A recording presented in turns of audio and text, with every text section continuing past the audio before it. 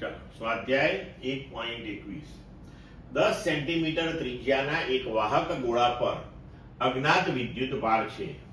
ગોળાના કેન્દ્રથી 20 સેન્ટીમીટર દૂરના બિંદુએ વિદ્યુત ક્ષેત્ર -1.5 × 10³ ન્યૂટન પર કુલમ્બ ત્રિજ્યાવર્તી દિશામાં અંદરની તરફ હોય તો ગોળા પરનો કુલ વિદ્યુત ભાર કેટલો હશે? હવે આપણે ભણી ગયા આગળ ઉપર કે જો ગોળા ઉપર આપણે વિદ્યુત ભાર મૂકેલો હોય તો ગોળાની બહારના કોઈ બિંદુ માટે એ સમગ્ર વિદ્યુત ભાર જે છે એ ગોળાના કેન્દ્ર પર કેન્દ્રિત થયેલો હોય તેવી રીતે વર્તે છે. એટલે કે હવે વિદ્યુત ક્ષેત્રનું મૂલ્ય જે આપણને આપેલું છે એ છે મૂલ્ય 1.5 × 10³ ન્યૂટન પર કુલમ્બ અને અંતર 20 સેન્ટીમીટર એટલે 20 ગુણ્યા 10⁻² મીટર અને ગોળાની ત્રિજ્યા 10 છે.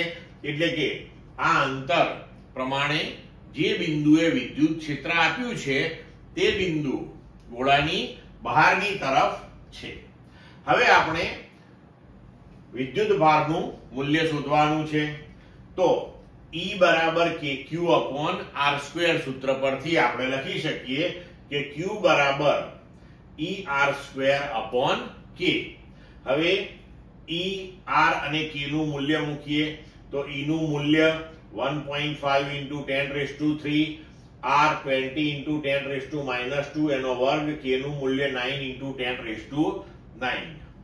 તો તેનું મૂલ્ય આવશે 6.67 × 10⁻⁹ કુલમ્બ અથવા તો તમે લખી શકો 6.67 નેનો કુલમ્બ.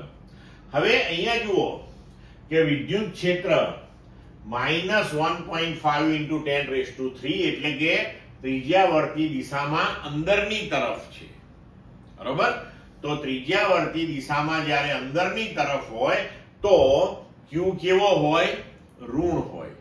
એટલે કે આપેલા કિસ્સાની અંદર અજ્ઞાત વિદ્યુત ભાર q જે છે એ -6.67 નેનો કુલમ્બ હશે. ક્લિયર મિત્રો?